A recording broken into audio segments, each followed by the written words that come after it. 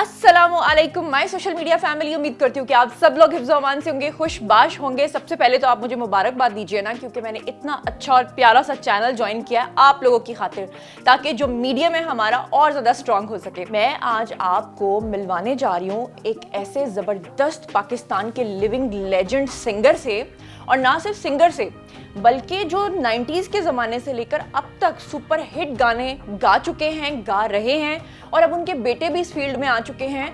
लेकिन हैरानकुन बात पता है क्या है? वो ये है कि वो पाकिस्तानी सिंगर के बेटे हैं, लेकिन वो सुष्मिता सेन जो कि बॉलीवुड एक्ट्रेस है उनके भी बेटे हैं। ये मुअम्मा क्या है, ये मामला क्या है, मैं आपको उनके घर लेके चलूंगी। आज मैं आपको उनका होम टूर दिखाऊंगी। आज मैं उनसे बहुत सारी दिल की बातें करने वाली हूँ, तो चलिए मेरे साथ। हमें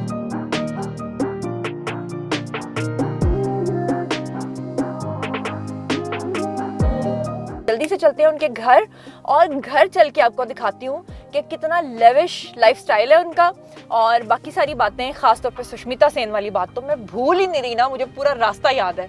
चल के पूछते हैं।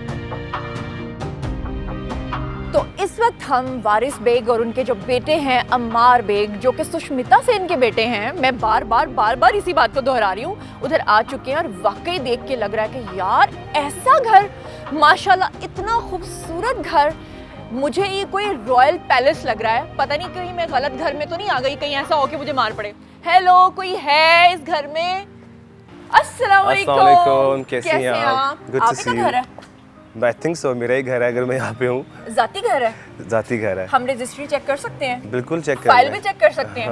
लॉक कर दिया जाए? मैं तो पैदा ही यहाँ पे हूँ। चलो ठीक है, फिर फाइनल हो गया, इन्हीं का घर है। और सबसे पहले अगर आप देखें तो बाहर तो एक बड़ा सा लॉन एरिया है, उसके बाद यहाँ पर आपको गेट नजर आएगा, और यहाँ पर मुझे गाड़ियाँ नजर आ रही हैं। बताइए अपनी गाड़ियों की डिटेल, कौन कौन सी गाड़ियाँ हैं? आपके सामने ही है यहाँ पे, आपको पता है? नहीं, आप वन बाय वन दिखाएंगे। ये BMW कैसी लग रही हूँ मैं? आपकी मैचिंग भी हो रही है इसके साथ तो इस वक्त। लेकिन ये मेरी नहीं है, ये इनकी है। मेरी डेली ड्राइवर यही है। अच्छा, ये मैं मोस्टली ये चलाता हूँ।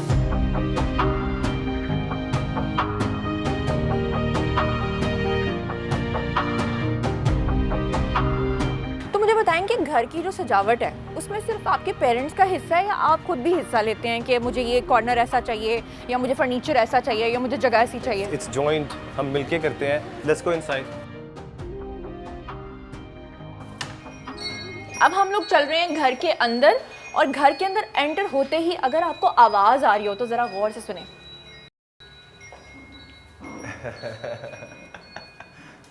विंड चाइम, और उसके साथ माशाल्लाह सुभान अल्लाह आयतल कुर्सी, और उसके साथ फिर से आयतल कुर्सी। और आपको पता है कि मुझे एंट्रेंस पे सबसे ज़्यादा अच्छी और ख़ूबसूरत बात क्या लगी है? कि आप घर के अंदर एंटर हो रहे हैं अल्लाह पाक के कलाम के साथ। बिल्कुल। और विंड चाइम यानी कि जो सिंगर्स का घर होता है, वहाँ पर अगर आपको खूबसूरत और मधुर आवाज़ सुनाई ना दे तो वो घर कंप्लीट नहीं होता। और इसके सबसे बड़ा फ़ायदा ये है कि कोई आए या जाए उसको पता लगता है कि घर में कोई एंटर हुआ है। एग्जैक्टली।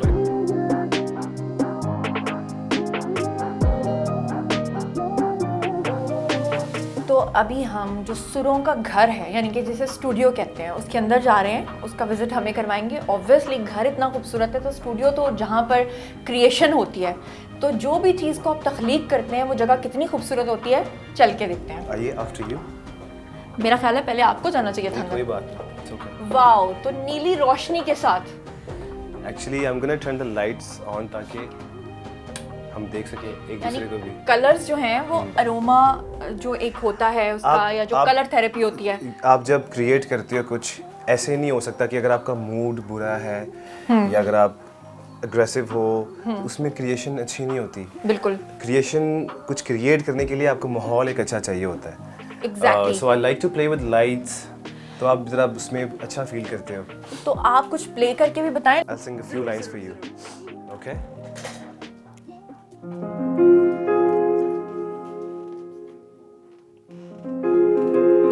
यूं लगी है तेरी लगन, बेताबियों में भी मजा आने लगा। कह रहा मन तेरा नशा, जज्बात पे दिन रात पे छाने लगा।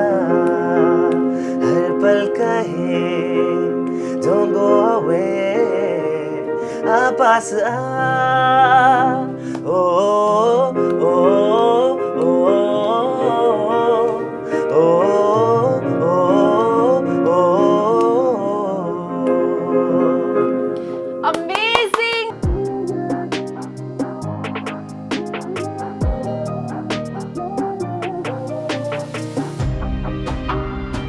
आपके घर में माशाल्लाह इतनी खूबसूरत आयात हैं, जैसे ही घर के अंदर एंट्रेंस होती है तो आयतल कुर्सी है, ऊपर विंड चैम्स हैं, साथ में आयतें हैं, और मतलब इतनी मैंने ऐसी चीज़ नहीं देखी है कहीं पे भी किसी के घर। इससे आपको मतलब दीन से बहुत लगाव है या क्या, इसके पीछे क्या सोच है?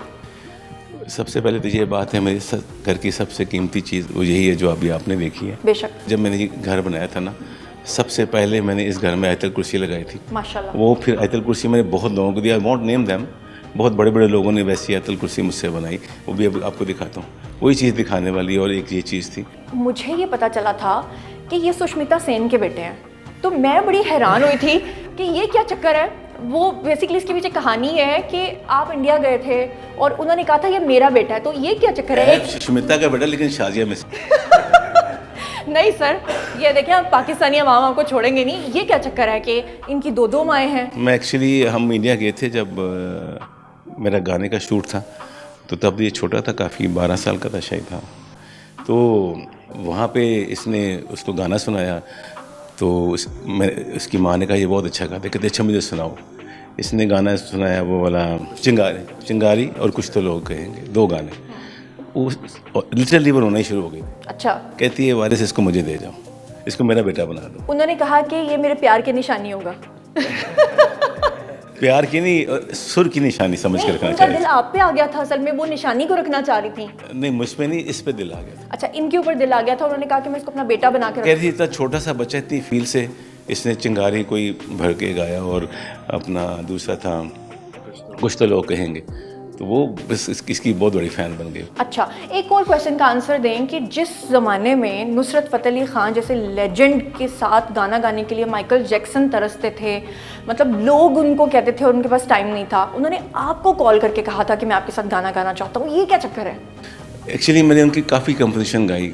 मेरा गाना हिट हो गया था तब, आप यार दिल में जगह और कल शब देखा मैंने चांद रोके में, फिर ही रैंग मी अप। मुझे, मैं सच्ची बात बता रहा हूँ, आज टीवी पे मैं सारी रात नहीं सोया था कि लोग उनके साथ काम करना चाह रहे हैं, वो कहते हैं मैंने आपके लिए गाने बनाए हैं, तो मैंने उनके लिए 5-6 गाने गाए थे। तो आप अगर हमारे ऑडियंस के लिए दोबारा से उस याद को थोड़ा सा ताज़ा कर दें, आ दिल में। चलें। हाँ। प्यार दिल में जगा, धड़कनों में समा, तुझको कसम मेरी जाना, आके न फिर दूर जाना, प्यार दिल में जगा।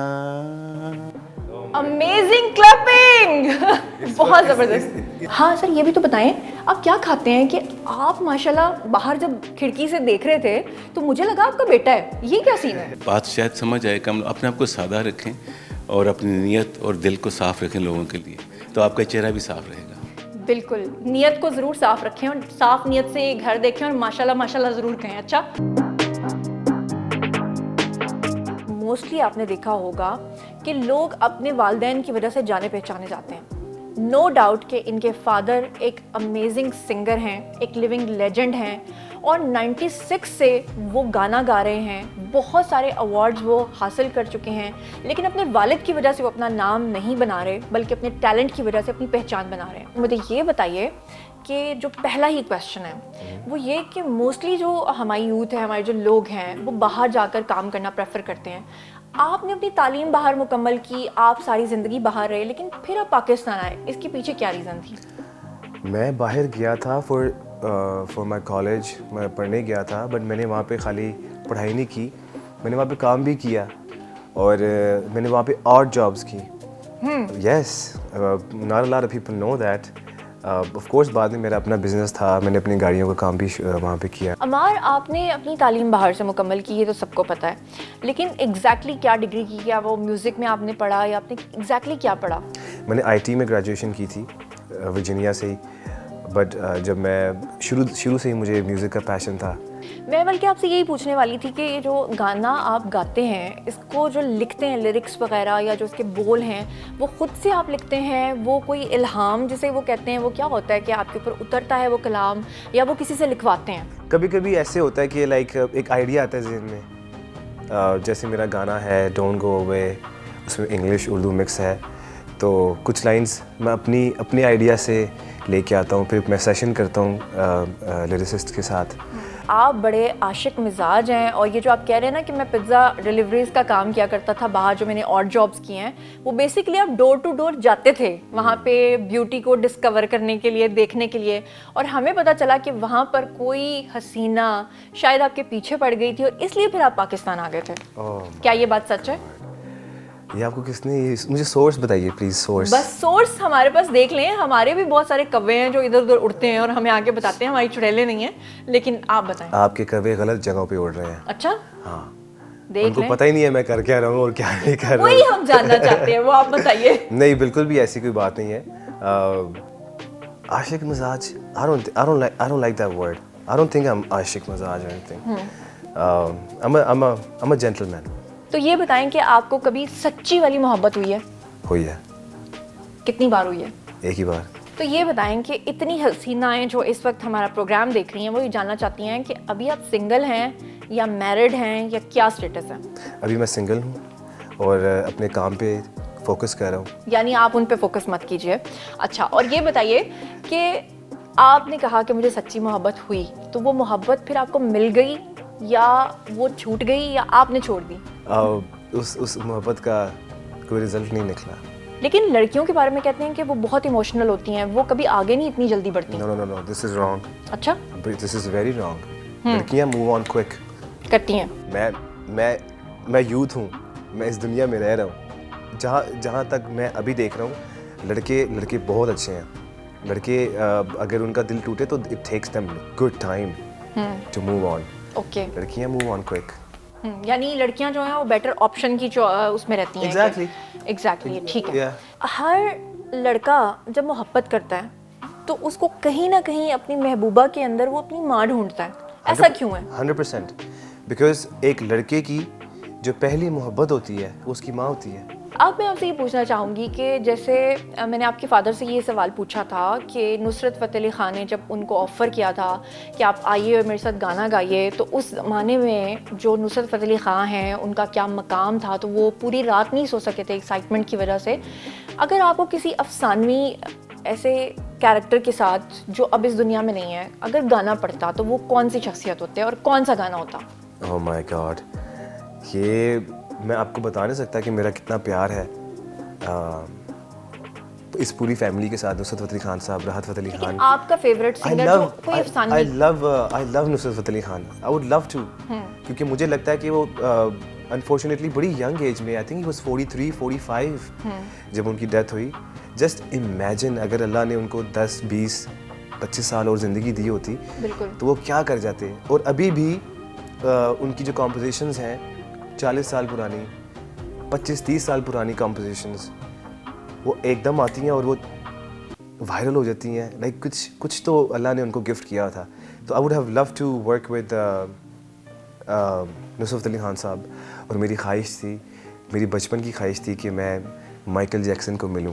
Michael Jackson, Yes. मैं कहने वाली थी क्योंकि मैंने इनके घर में कुछ इस तरह की चीज़ें देखी हैं कि मुझे लगा कि माइकल जैक्सन जो है उनके फेवरेट हैं। जाते जाते एक लास्ट नोट, वो लोग जो इस फील्ड में आना चाह रहे हैं, क्योंकि आपके तो फादर थे, आप ब्लेस्ड थे, लेकिन वो लोग जिनका कोई इंडस्ट्री में नहीं है, वो आना चाहते हैं, अपना नाम बनाना चाहते हैं, तो उनके नाम कोई पैगाम? मैं ज़रूर ये कहूँगा, आपने अभी बात की बिल्कुल। मेरे डैड मेरी सबसे बड़ी सपोर्ट सिस्टम है, पर उन्होंने मुझे कहा था कि मैं आपके लिए कभी फ़ोन कॉल नहीं करूँगा, आप अगर आओगे तो अपने मेरिट पे आओगे। तो मेरा सब जितने भी कंटेंट बना रहे हैं, सिंगिंग कर रहे हैं, उनके लिए यही पैगाम है कि don't stop, make something every day, come up with different ideas. और अब आप खुद एक आर्टिस्ट हो, इंडिविजुअली आप एक लेबल हो, आपको किसी कंपनी की या किसी लेबल की ज़रूरत नहीं है। जो भी कर रहे हो उसको करते रहो। और मैं हर अपने इंटरव्यू में कहता हूँ जाते जाते कि अपने माँ बाप की इज़्ज़त करें, उनसे प्यार करें, उनसे दुआएं लें, आपको दुनिया में कोई भी चीज़ किसी से नहीं रोक सकती। तरक्की आपके पीछे पीछे होगी, बस आपको जेंटलमैन बनना पड़ेगा और ईमानदारी के साथ हर चीज़ के अंदर अपना इनपुट दीजिए। इंशाल्लाह आपको कामयाबी जो है वो आपके कदम चूमेगी। इसी के साथ दीजिए हमें इजाज़त। आई होप कि ये इंटरव्यू आपको बहुत पसंद आया होगा। अगर आपकी भी कोई फेवरेट पर्सनैलिटी है तो कमेंट सेक्शन में आइए, लिखिए, हम उनका भी इंटरव्यू करेंगे। अपना बहुत बहुत ख्याल रखिएगा। अल्लाह निगहबान।